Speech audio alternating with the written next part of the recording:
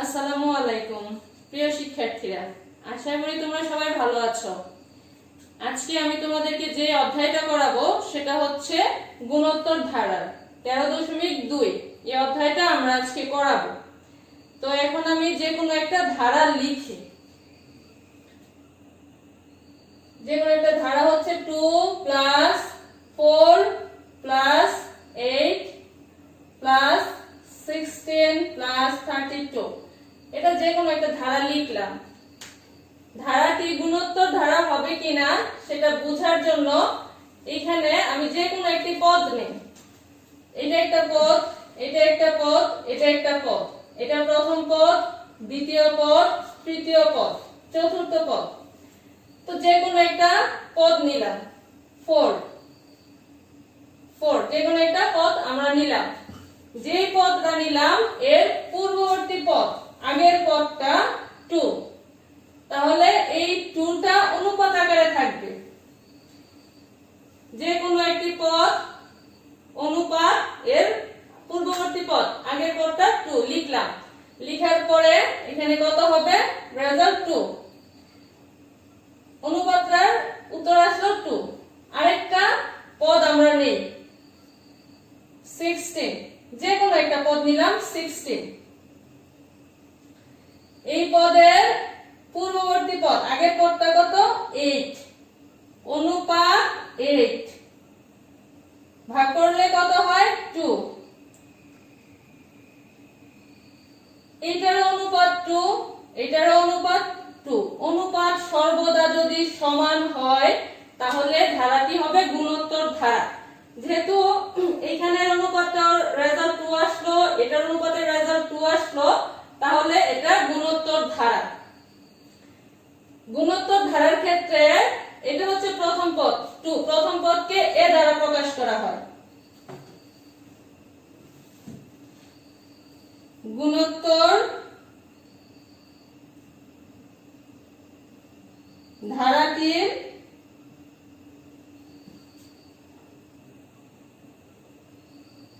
প্রথম পদ এ দ্বারা প্রকাশ করা হয়। এ ইকুয়াল প্রথম পদটা হচ্ছে 2।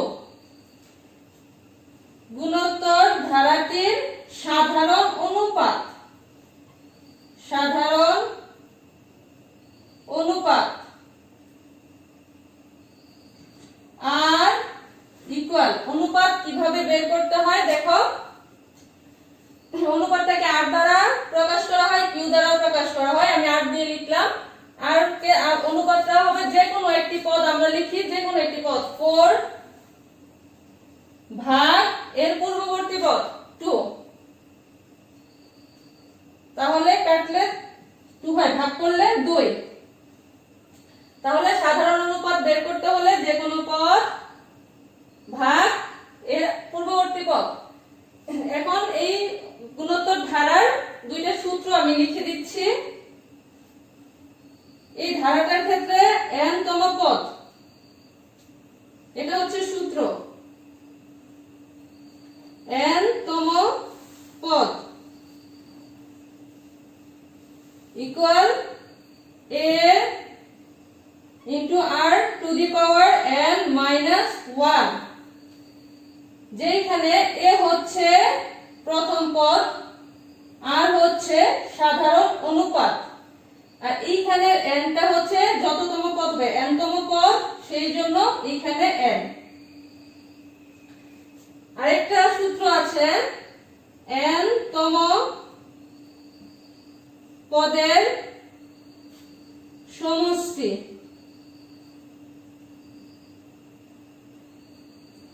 n তম পদের সমষ্টির সূত্র a into r to the power n minus 1 by r minus 1। যদি r greater than 1 হয়, r এর মান যদি 1 থেকে বড় হয় তাহলে সূত্র হবে r to the power n minus 1 ব্র্যাকেটের ভিতরে। আর যদি r এর মান ছোট হয় সেই ক্ষেত্রে, অথবা সেই ক্ষেত্রে সূত্রটা কি হয় দেখো। a 1টা আগে আসবে minus r to the power n by 1 minus r। এটা হবে যখন r লেস দেন 1 হবে। তাহলে এই দুইটা সূত্র আগে ভালো করে পড়বে, তারপরে আমরা এখন অঙ্কে যাব। তোমাদের বইয়ে 8 নাম্বার অঙ্কটা এখন আমি করব। 8 নাম্বার অঙ্কে কি আছে একটু দেখো।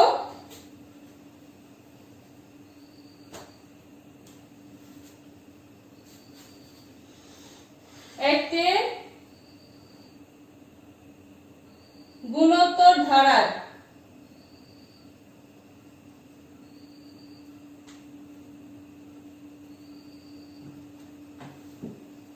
পঞ্চম পদ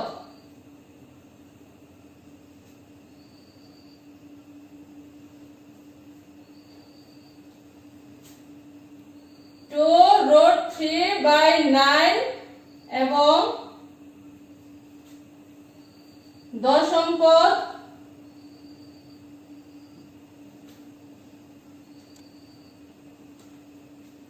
√2/81 হলে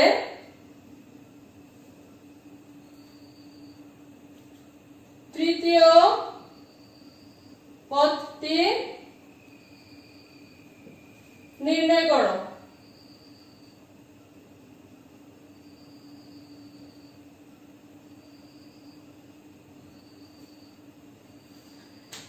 এখানে বলে দেওয়া হয়েছে ধারাটি একটি গুণোত্তর ধারা। এটা যেহেতু উল্লেখ করে দেওয়া হয়েছে তাহলে আমরা জানি ধারাটি গুণোত্তর ধারা, কিন্তু ধারাটা দেওয়া নাই। তাহলে আমরা এটা ধরি দিয়ে করব। ধরি গুণোত্তর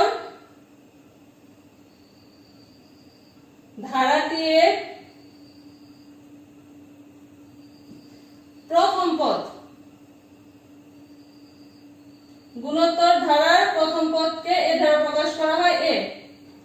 গুণোত্তর ধারাটির সাধারণ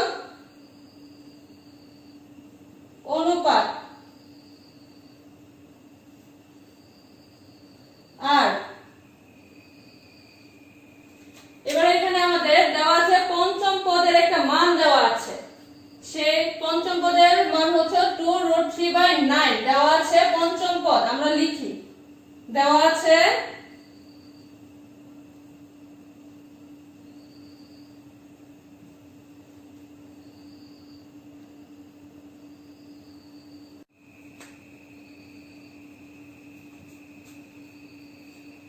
পঞ্চম পদ 2√3/9।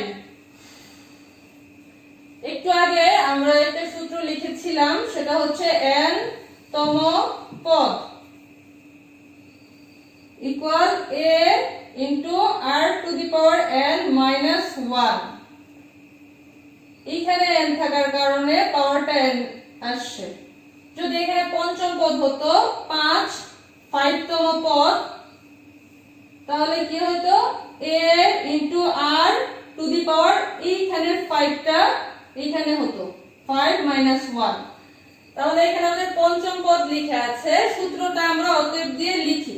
পঞ্চম পদের সূত্রটা কি হবে? a into r to the power 5 minus 1 equal 2√3/9 বা দিয়ে a into r to the power 4 equal 2√3/9। এটাকে আমরা একটা সমীকরণ ধরি, 1 নং সমীকরণ। পঞ্চম পদের পরে কি দেওয়া আছে? দশম পদ 8√2/83। এটা আমরা লিখি এবং দশম পদ ইকুয়াল 8√2/81।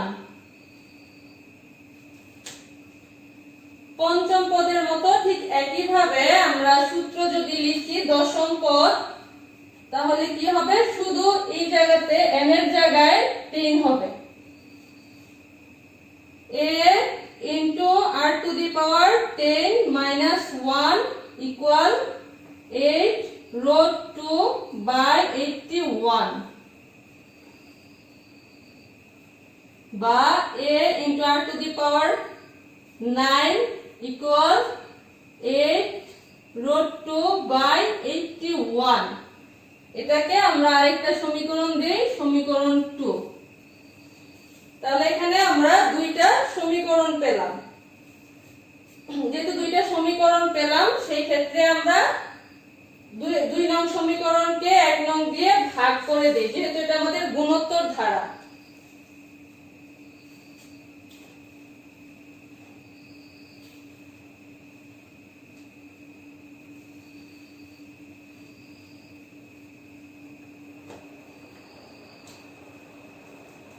দুই নং সমীকরণকে 1 নং দ্বারা ভাগ করে পাই।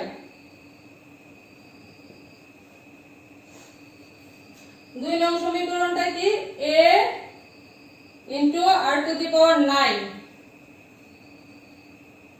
ভাগ 1 নং সমীকরণ a into r to the power 4 equal, আমরা জানি কি ইকুয়ালের এই পাশটাতে ভাগ হবে, ইকুয়ালের ওই পাশটাতে ভাগ হবে। তাহলে ইকুয়ালের এই পাশটাতে হচ্ছে 8 root 2 by 81 আর 1 নং সমীকরণেরটা হচ্ছে 2 root 3 by 9।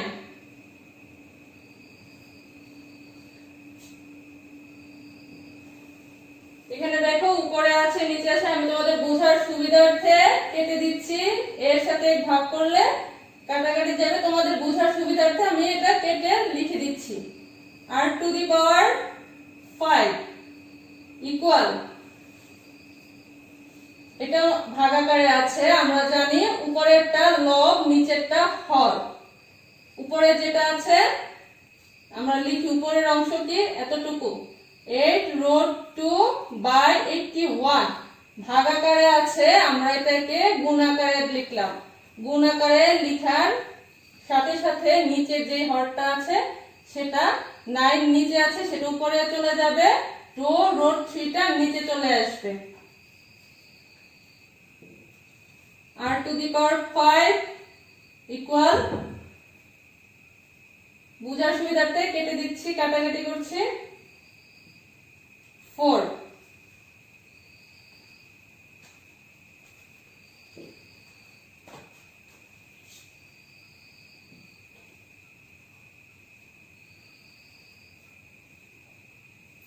root 2 by 9 root 3। এখানে আমরা রুটের হিসাবে যেটা জানি, যে কোনো একটা সংখ্যা আমরা ধরি 2, হ্যাঁ, এটা যদি আমরা রুট দেই, root 2 into root 2 দুইটা মিলে হয় কি root 2 স্কয়ার, তারপরে 2, তাহলে কি root 2 into root 2 equal 2 হয়। ঠিক একই ভাবে 2 equal আমরা কি লিখতে পারি, root 2 into root 2। যদি আমাদের এখানে কি আছে 4, তাহলে আমরা 4 কে ভেঙে লিখতে পারি কি 2 into 2 ইকুয়াল, এই 2 ভাঙলে দুইটা root 2 হবে, root 2 into root 2। আবার এই 2 টাকে যদি লিখি root 2 into root 2, এভাবে আমরা ভাঙতে পারি। তাহলে 4 ইকুয়াল এতটুকু লিখতে পারি। এটা সমান 1 2 3 4টা গুণাকারে থাকলে আমরা জানি পাওয়ার সব যোগ হয়, root 2 the power 4, এটা আমরা এটার পরিবর্তে লিখতে পারি। তাহলে এখানে আমরা সেটা লিখে দিই, বা r to the power 5 equal, এই 4 টাকে ভেঙে সরাসরি root to the power 4 লিখতে পারি। এখানে root to the power 4, এখানে আরেকটা root 2 আছে, আমি একবারে root 2 to the power 5 লিখতে পারি। ঠিক একই ভাবে নিচেরটাও 9 into root 3, এই 9 টাকে যদি আমরা ভাঙি তাহলে 3 into 3 ইকুয়াল 9 হয়। ঠিক একই ভাবে এখানে 3টাকে √3 * √3 আকারে ভাঙতে পারি, এই 3টাকেও √3 * √3 আকারে ভাঙতে পারি। এই পুরোটা সমান √3⁴ হয়। তাহলে 9 এর জায়গায় আমরা এটা লিখতে পারি √3⁴। আর এখানে আরেকটা √3 আছে, মিলে √3⁵। এটা আমরা লিখতে পারি। এখানে আমাদের 1 নং সমীকরণ আছে, এটা আমাদের কাজে লাগবে 1 নং সমীকরণটা। সেই ক্ষেত্রে আমি 1 নং সমীকরণটা শুধু তোমাদের বোঝার জন্য পাশে লিখে দিচ্ছি। 1 নং সমীকরণটা ছিল a * r⁴ ইকুয়াল 2√3/9।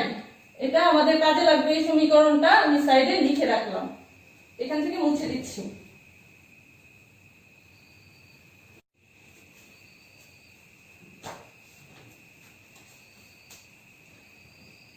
অতএব r এর পাওয়ার 5, এখানে √2/√3 এর পাওয়ার অফ 5, হ্যাঁ দুইটারই পাওয়ার 5।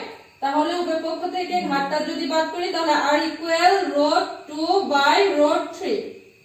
r এর একটা মান আমরা পেয়ে গেছি। এই r এর মানটা আমরা সমীকরণ 1 নং এ বসাই। r এর মান 1 নং সমীকরণে বসিয়ে পাই।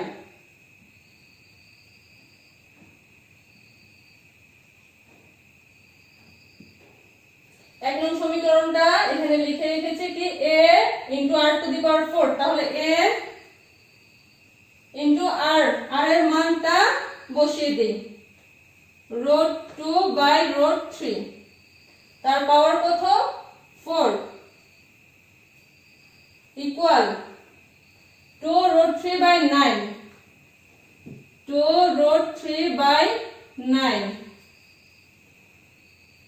বা a √2 এর পাওয়ার কত? 4। √2 এর পাওয়ার 4 হলে যদি আমরা এরকম √2 এর পাওয়ার 4 মানে √2 হচ্ছে 4টা, এই দুইটা গুণ করলে 2 ইকুয়াল 4। 4 √3 এর পাওয়ারও 4, ওরকম ভেঙে করলে 9 হয়, ইকুয়াল 2√3/9। এর সাথে সম্পর্ক গুণের, আমরা পাশ চেঞ্জ করলে ভাগ হয়ে যাবে।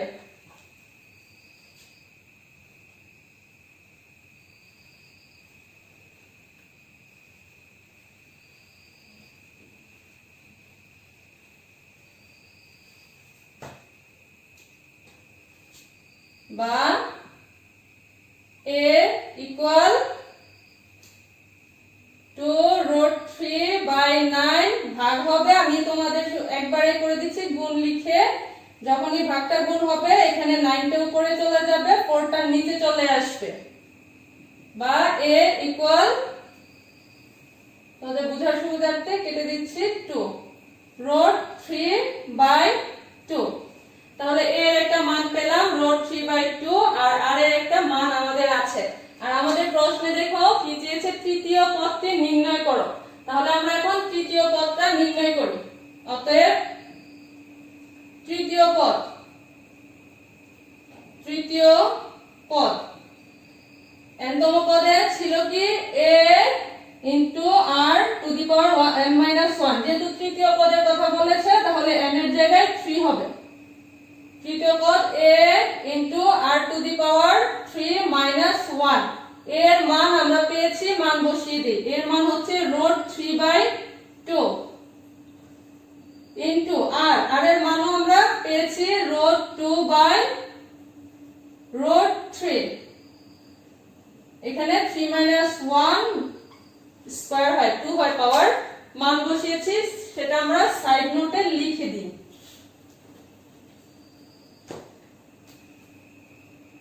a ও r এর মান বসিয়ে